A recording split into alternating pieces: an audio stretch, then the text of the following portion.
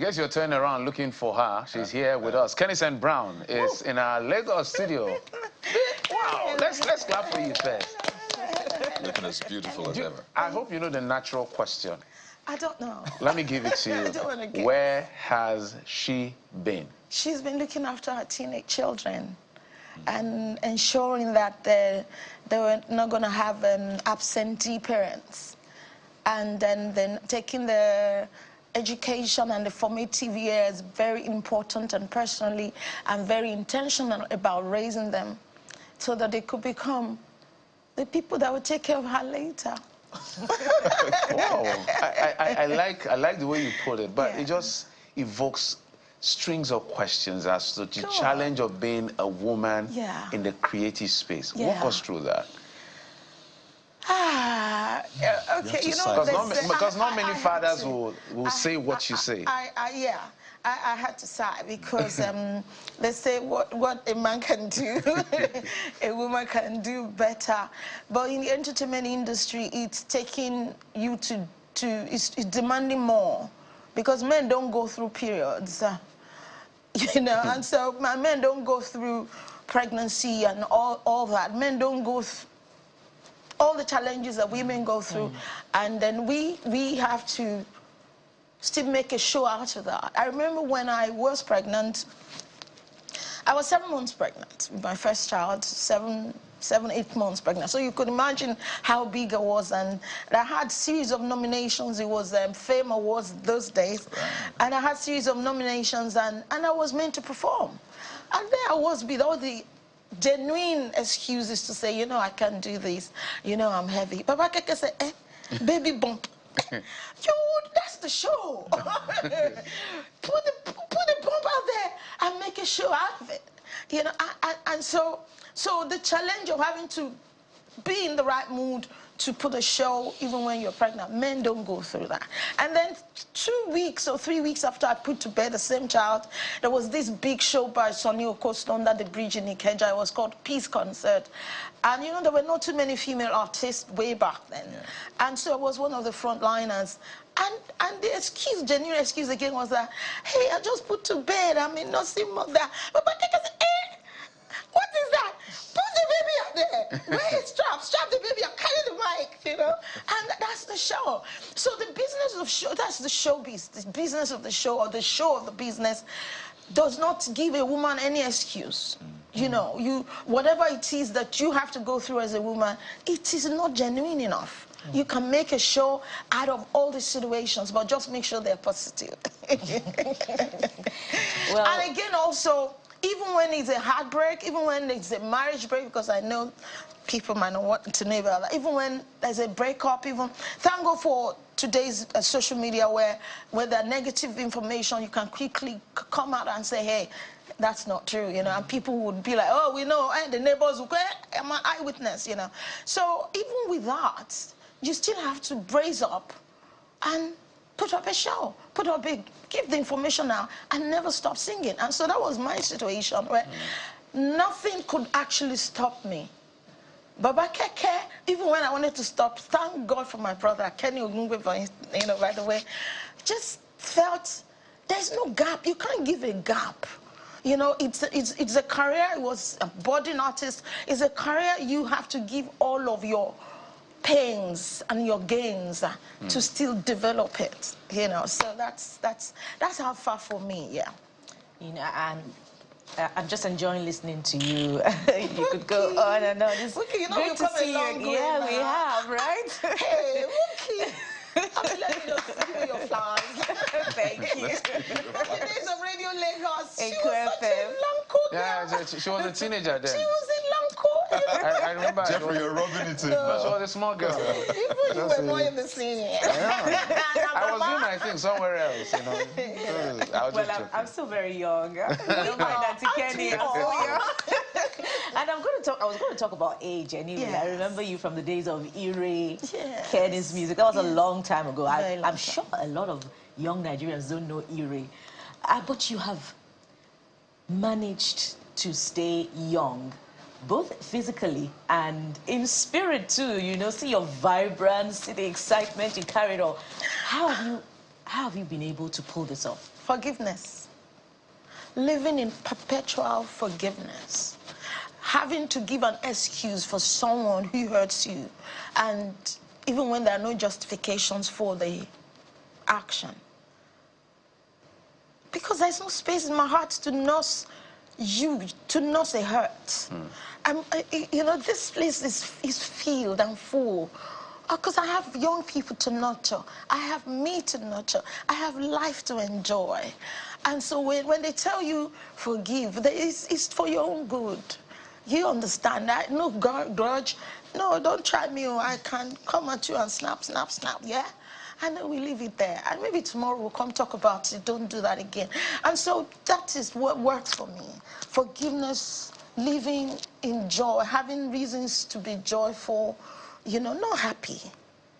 You get not happy, but joy and being intentional about it. Yeah, we can talk about exercises. We can talk about, you know, nutrition.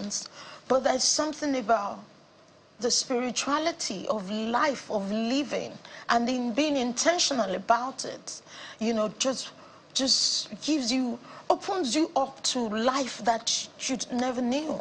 You know, and again, even when you are able to work out whatever that's brought pain into your heart, when you're able to work it out yourself, it just opens you up to another beauty that you never knew existed. And so I have tasted that over and over again. And it's something I look forward to tasting. So you hurt me. I thank God for this hurt. I thank God for you causing me this pain, because I look forward to what's going to unfold. The life that's going to unfold, the joy, the song, because I usually write songs from pain. Pain gives me creativity, you know, and I know how to work my pain till it gives me beauty, joy, life. This is life, is your life.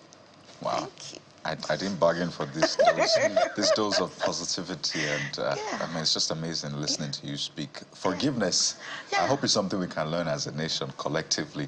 But let's talk about your music. Okay. Right. Can you check the smile? Can you check the smile? I mean, look at those beautiful smiles. That was 2 years ago. Right. That was, the upper one was about 8 years ago. Why the lower one was 13 years ago. Someone put up your music Look at video. that. We'll talk about this quickly. There are years in between this. Yes. And the smiles remain the same. 12, 9, 2 years ago. Fantastic. And then look at now. Yeah, you look 45. So I want to quickly touch on something before we talk about the new work you put out. We saw a snippet of that quickly, but what role did you play in the development of Afrobeats as it is now? Ooh, I like this. I like this. Okay, the role I played was the advent of Kenny's music. When Kenny's music came because of me. I just came back I relocated from England, and I knew God had given me music, and then we had recorded the songs, but there was no record label to put me out there. And then I finished, before I traveled, I have an MBA, studied University of Benin, and my area in MBA was entrepreneurial development. And I just told Baba Keke, if there are no Sony Music and the rest of them were actually winding up. And so if there are no record label and they had started the mega promotions, and they were not going to put it to waste, you know. And then I told them, this is my MBA now. Shebi, they taught me this thing. Can we just start this thing? And he believed me. I mean, I have an amazing brother, Kenny Ogungbe. He didn't doubt me. You know, it was his money, but it was my expertise. He wanted to say, can you do it? Okay, let's do it. So he was doing promotions on the radio. And I had to just go to a local church and look for young boys to raise us that I trained. Who trained me? God trained me. Yeah, and so we started production. So check this out. When my brother was producing, remember he started rap sounds and raps. He brought raps from America, and it was, so while he was doing that, young Nigerians were listening to the raps, the Tupac, the Biggie, the P. Diddy, you get, and then the Busta Rhymes, and young Nigerians started creating their own songs using that sound. And so it was Afro hip-hop way back. So we called it Afro hip-hop. And then the advent of the Remedies, the Tony Tetula, the Paul Play Dairo, and then the Tribes, with the LG, the Don, you know, so they were just coming on. But prior to that, I would not take it away from Word MC, with Allen Avenue. So she tried alone, and because there were no support, so it just kind of fizzled out. But we came and then now started making experimentation of hip-hop and Nigerians pidgin our language on this beats. And then that was how the Remedies could come out with Mioshako, you know. Yeah. It was from Liberian Girl, you know. It was the sound. And so many sounds like that. And they were putting it twice Baba Keke on the radio every day, yeah. And then we were creating the sound and we were creating the audience. We were creating the sound, we were creating the audience. So you were an integral part of Yes. As we were creating the sound, we were creating the audience, then AIT started. And then they had a whole 1 hour for us to promote the videos we were creating of Nigerian arts, because we wanted to create a Nigerian story in the diaspora. And so that was how. And the Baba Keke was in charge of both Repa and AIT, and I was handling the production and the A&R for Kenny's music, and that was how it started evolving. So when Rhythm FM came, we had produced a few Nigerian materials for them also to be using, and that was how the evolution and the things started rising. Okay, in my own case, we now had the Remedies, and then they kind of influenced me. You know, when I start tap, tap, tap, tap, tap, tap, tap, you know, heaven came down and glorified my soul. When on the cross, my Savior made me whole, you know. And then the boys said, you can. There were shows, yes, there were shows they were putting up, and they would just say, you know, your sister can't be on this show. And the artists be like, no, she has to be, she's our, you know, madam. And so my own vibe started changing and evolved, and, you know, and that was how. So you've been around, done that? 25 years. 25 years. So we should give you royalties from all these Afrobeats artists. I go collect. Is that Bonaboy Zoom go that I want? That's what. We must not leave without talking about your work. I think we saw a snippet of that particular video just a moment. This is Tommy Around. Huh? This is Alaye. Okay, it's Alaye. Yeah, featuring this is Alaye. Ice Prince. Yeah. I put Ice Prince out there for the first time, just like the way I put the Green there, you know, out. So, you know, so that was the beginning of the. Is that Essence? That should be Essence. That's Essence. Wow, that's really you know, and this thing, that's Ice Prince. And this thing about Afrobeats, it wasn't Nigerians. We were comfortable calling it Afrofusion, Afro hip hop. But a guy on BBC, because I and J1 went on a tour in the UK, and the guy, a Ghanaian guy, I've forgotten his name now.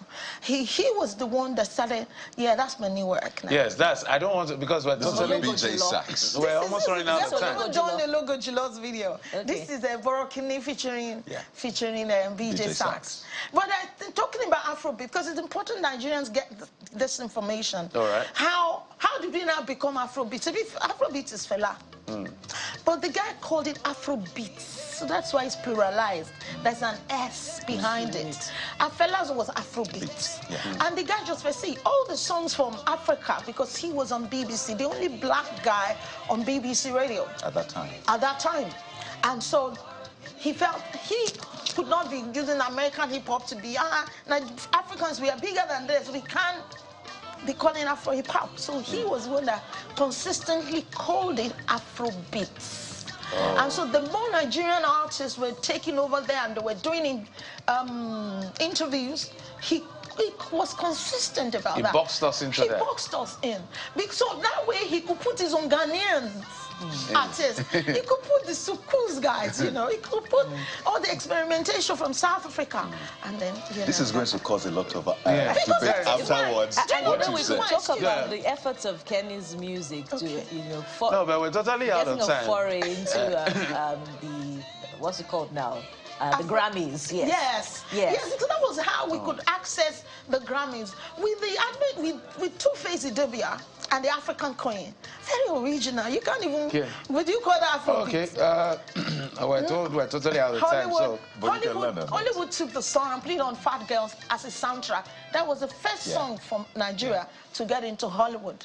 Do you know we can keep you here and keep ourselves here for as long as possible? I need to say this, Jeffrey. We're totally out of time. There are those who over the course of years, they say Kennison Brown, you know, the way she managed us at time, we're not happy with her and all of that. Do you have something to say with some people who may have a grouse? They're happy because they were sheer illiterates. I mean, what was that? They were basically illiterates. We trained them, and we made sure that we did not overbear. Do you understand? We had contracts for this year. This is your percentage. We still have them.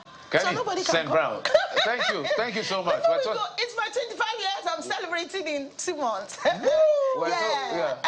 And Kenny's music is also celebrating 25 years at the O2 Arena in the UK. So guys, get ready. So we just got started. You pay us for that stuff, by the way. We just got started. Kennison Brown, thank you so much. I'm racing because my ears say totally out of time, but it's a delight to see you again. Nigerians are delighted to see you back. 25 years is not a joke by any form or standard. Thank you so much, Kennison Brown, for coming on the program. Thank you. I wish you well with your new record and your new endeavor. And thank you for taking care of those children. Thank you. They'll take care of you in your old age. Don't worry. They must. They must be. Well, for me, thank you for staying young at well over 50. 57 this year. Yeah. All right, guys, we're totally out of time. I want to thank you so much for your time and, of course, your usual company. Have a great day and a great week ahead. I'm Jeffrey Zongo. Yes, we'll be back again tomorrow. Have a fantastic week. I am Bukola Toka. We hope we've been able to help you start your day on a high. Don't forget to always forgive, okay? I'm Kayode Kikilo. Goodbye.